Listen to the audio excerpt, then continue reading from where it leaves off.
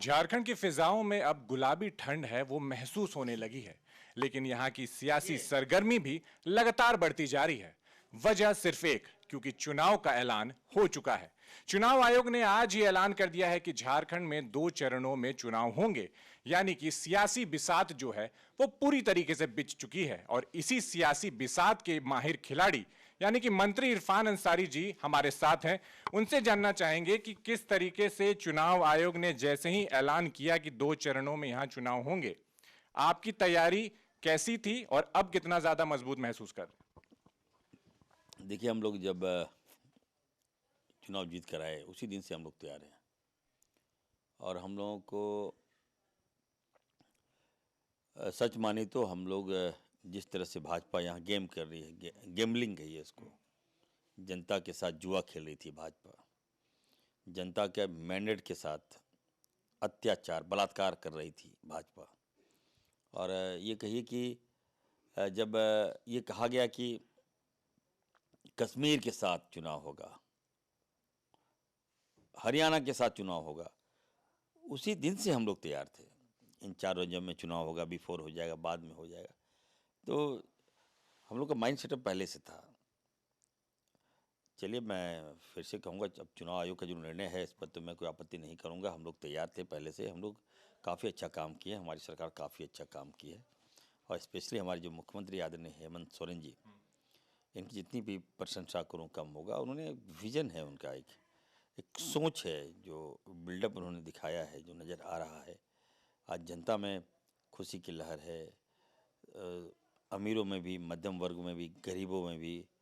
और ऐसे वंचित लोग जो गरीब, असहाय, लाचार लोग थे, जिनके उनके पास उम्मीद की किरण नहीं थी, वो आस यदि किसी ने जगाया है तो हमारे हेमंत सोरेन जी ने जगाने का काम किया है। इरफान जी, झारखंड में पिछले 3-4 महीनों से आपको भी लग रहा होगा और पूरी जनता भी ये साफ तौर पे महसूस कर पा रही है कि योजनाओं का वॉर गेम चल रहा है, टग ऑफ वार चल रहा है योजनाओं का। चाहे वो मैया सम्मान योजना आपकी सरकार की हो या फिर बीजेपी जो बोल रही है कि गोगो दीदी योजना का लाभ देगी तमाम महिलाओं को। नहीं, देखिए, योजनाओं का टक्कर नहीं है। किस बात का टक्कर? भाजपा सरकार में तो नहीं है। भाजपा फर्जी जुमावड़ा का एक अड्डा है, ठीक है। फर्जी घोषणाओं में माहिर है भाजपा। आप बताइए, जब आपकी सरकार यहाँ नहीं है तो आप योजनाओं का इम्प्लीमेंट आप कैसे कर सकते हैं? क्या हमारे लोग लालची हैं? आपने क्या समझा? ठीक है, आप भाजपा के पास बहुत पैसे हो सकते हैं, लेकिन हमारा भी तो सम्मान है ना। जनता ने हमें जिताया है, जनता ने हमारे मुख्यमंत्री को, हेमंत जी को मुख्यमंत्री बनाया है, हमें मंत्री बनाया, हमारे लोगों को विधायक बनाया, मैंडेट हमें मिला है। तो ऑब्वियस है कि हम न कानून लाएंगे, हम न योजना का इम्प्लीमेंट कौन करेगा? हम लोग करते हैं, सरकार करती है, मुख्यमंत्री जी करते हैं, कैबिनेट में जाता है, मंत्री करते हैं। तो हम लोगों ने दिया। अब 1,000 रुपया दिए, भाजपा बौखला गई। अब ले आई gogo. What do mean by gogo? अब गो एयर जिस तरह से बंद हो गया, दिवालियापन निकल गया, उसी तरह से गोगो का दिवालियापन निकल गया। यहाँ पर सेम कंडीशन है यहाँ। अच्छा, बीजेपी तो ये लेकिन ये कह रही है कि महागठबंधन की जो सरकार है वो डर गई है गोगोई दीदी योजना से, इसलिए बढ़ा करके 1,000 रुपए जो मिलने वाले थे अब उसको 2,500 रुपए कर दिए। हमारी सरकार है, जनता के हर वो सुख हम लोग देंगे जो उनकी ज़रूरत होगी। हम लोग ने 2,500 रुपया दिया। कम कम बड़ा कलेजा नहीं है। सरकार को अगर देखिएगा, इतना बड़ा साहस यदि किसी ने दिखाया है तो हमारी सरकार ने दिखाया है। लेकिन सवाल ये भी उठता है इरफान जी कि पूरा कैसे करेंगे? 1,36,000 करोड़ की आप मांग कर रहे हैं केंद्र सरकार से, और 1,000 से बढ़ा के अब 2,500 अगर कर देते तो उसको पूर्ति कैसे करेगी सरकार? अब पूर्ति कैसे करेंगे? अब हम लोगों ने 1,000 रुपया दिया ना भाई। अब आपको इमेजिंग है कि हर घर में 5-5 हज़ार रुपया गया है, 6-6 हज़ार रुपया गया है, ठीक है। तो 2,500 रुपया अगर चला जाएगा तो क्या दिक्कत है? रेवेन्यू कैसे आएगा, नहीं आएगा, ये तो सरकार का काम है ना, ये हम लोग का काम है। रेवेन्यू सरकार का बढ़ाना। इतना इतना कोयला हम लोग दे रहे हैं, कोयला भेज रहे हैं हम लोग। लेकिन उसका पैसा तो केंद्र सरकार नहीं दे रही है ना आप लोग। अरे भाई, हम लोग अपना अब हम लोग जब पैसा नहीं देंगे तो हम लोग आंदोलन करेंगे। अपना पैसा तो लेके रहेंगे, अपना हक है हमारा, हम तो लेके रहेंगे अपना हक को। अब ये बातें पहले कहा जा रहा था कि मैया योजना जो है उसमें पैसा नहीं मिलेगा, पैसा कहाँ से आएगा, आखिर दिए कि नहीं दिए हम लोग? पहला स्लॉट गया, दूसरा स्लॉट चला गया, तीसरा स्लॉट भी चला गया। तो ऐलान भी कर दिया हेमंत जी ने कि वो मिलेगा छठ में। अच्छा, युवाओं को लेकर के झारखंड में खास तौर पे लगातार सवाल उठते रहे महागठबंधन की सरकार पे कि युवाओं को खुश नहीं कर पा रही है, रोजगार नहीं दे पा रही है, और खास तौर पे जो विपक्ष है बीजेपी वो तो लगातार हमलावर है। आप इस चीज को कैसे देखते हैं? देखिए, भाजपा कब हमलावर नहीं रही।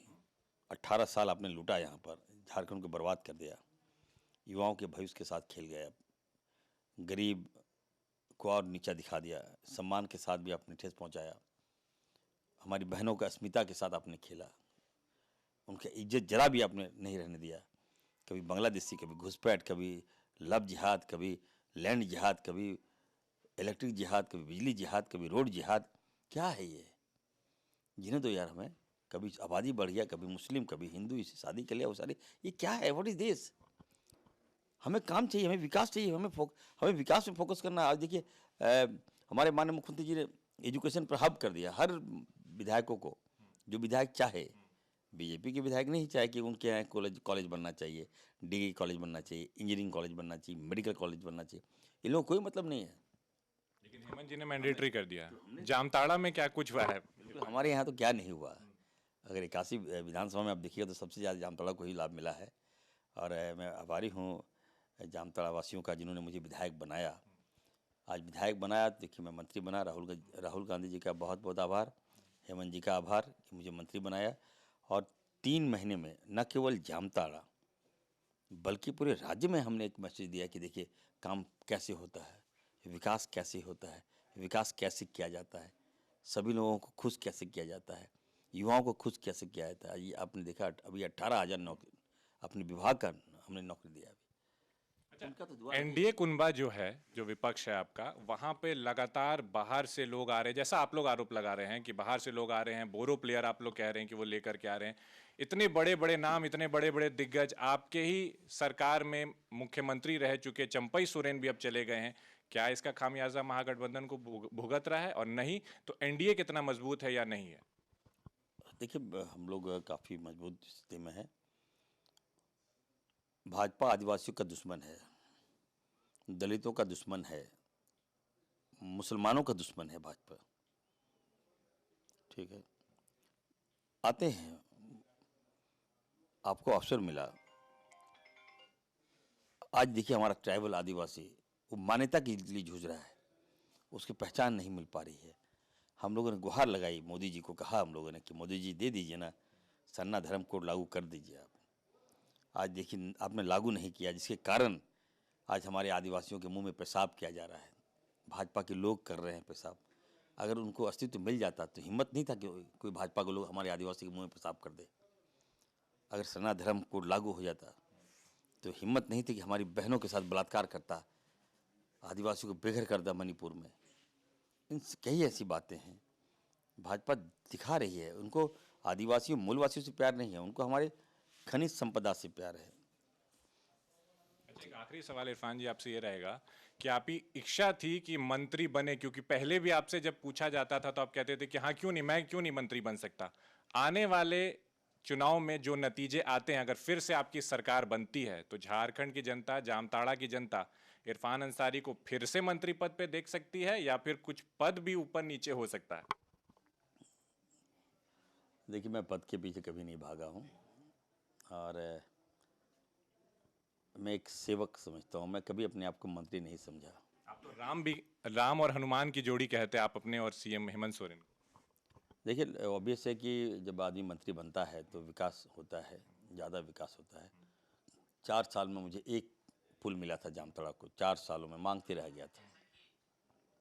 4.5 साल में एक पुल मिला था। आज आप चले जाइए जामताड़ा में 18 पुल मैंने दिया। सड़कें, आदिवासियों का सड़कें बनना जरूरी था, भाजपा ने रोक दिया था, नहीं दिया था बनने, मैंने बनवाया। कई सड़कों का जाल मैंने बिछवा दिया। बिरबिंदिया पुल जो सबसे बड़ा झारखंड का अब तक का सबसे बड़ा पुल है, फ्लाईओवर के साथ बन रहा है वो पुल। जिस तरह से फ्लाईओवर बना है रांची में, उससे बड़ा पुल हमारी जामताड़ा में मैं लेके गया हूँ वहाँ। 14 लोग की जान चली गई थी नौका डूबने से। मैं सरकार को घुटना टेक दिया जब that time I was MLA. बोले देना होगा।